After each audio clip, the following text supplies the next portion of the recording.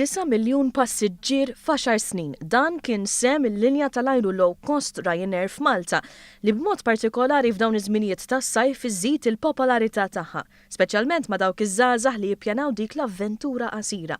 Id-9 miljun passiġġier niżel Malta l-4 wara nofsinhar b'titjira mill-Polonja u ntlaqa mill-Ministru għat-Turiżmu Konrad Mizzi. U għall-okkażjoni l-linja tal-ajru qed toffri biljetti tal-ajru għal diversi destinazzjonijiet li jibdew minn 19 ċenteżmu.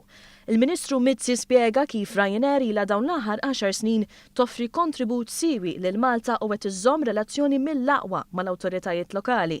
Qal ukoll li fil-waqt li l-linja nazzjonali tal-ajru l-Air Malta hija priorità, linji tal-ajru oħra bħal Ryanair li waħedha toffri titjiriet tal-40 destinazzjoni ma jistgħux jingħataw il-ġenb. Il-gvern irid li il-pajjiż ikun connected u jrid ikun connected permezz ta' numru ta' destinations madwar l-Ewropa u frekwenza wkoll.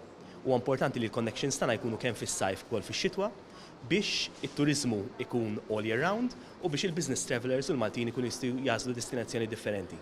Biex tilħaq dan għandek bżonn taħlita, għandek bżonn il-low cost carriers bħal Ryanair, l-EasyJet, il-Wizz u airlines oħrajn li qed jopraw minn Malta. Il-Ministru Mizzi qal li l-Gvern huwa konxju li l-linji tal-ajru bħal Ryanair jagħmlu s-suq ferm iktar kompetittiv u għalhekk jeħtieġ li l-linja nazzjonali tikkompeti u ttejjeb is-servizz.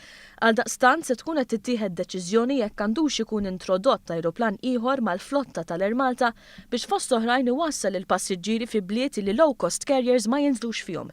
Hemm ukoll bidliet fil-prodott illi qed toffri l-Air Malta.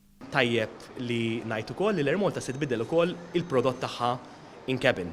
Meta ngħid il-prodott ifisser li apparti il-club class, il-business class li jrid jiġi improvjat u l-economy, jaf jasal iż-żmien fix-xhur li ġejjin li nintroduċu wkoll biljett ġdid li jkun ticket only biex kun jistgħu jkompetu wkoll mal-low cost carriers. Jien naħseb jista' jkun hemm a healthy coexistence bejn low cost carriers li jġibu volumi lejn Malta u Air Malta li hija b'saħħitha